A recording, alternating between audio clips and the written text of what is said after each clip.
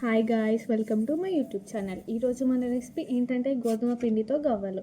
గోధుమ పిండితో గవ్వలు చేసుకోవడానికి మనకి కావాల్సిన పదార్థాలు ఏంటి అంటే గోధుమ పిండి, గవ్వల చెక్క, షుగర్ ఆర్ బెల్లం, ఆయిల్.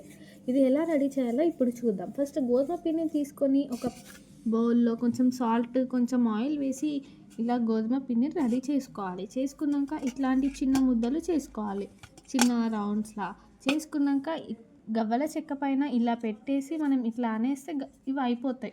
అంతే, సింపుల్. తర్వాత ఏం చేయాలో చూద్దాం. ఒక కడాయిలో ఆయిల్ పోసుకొని ఇలా స్టవ్ పై పెట్టుకొని ఇలా గవ్వల్ని వేసుకొని అవి కొంచెం గోల్డిష్ వచ్చే వరకు మనం ఇట్లా గోలించుకుంటూ ఉండాలి. గోల్డిష్ వచ్చాక ఇలా తీసుకొని ఇలా పక్కకు పెట్టుకోవాలి. అలా ఉన్న గవ్వలన్నిటినీ అలానే చేసుకొని బెల్లం పాకం వచ్చే వరకు కలుపుకుంటూనే ఉండాలి.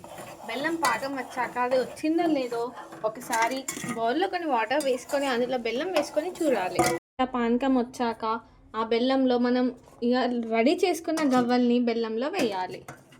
బెల్లంలో వేసుకోవాలి. ఇలా వేసుకొని కొంచెం చల్లారాక ఇలా వేసుకుని కలుపుకోవాలి. బాగా గట్టిగా కలిపితే గవ్వలు మెత్తగా అయిపోతాయి.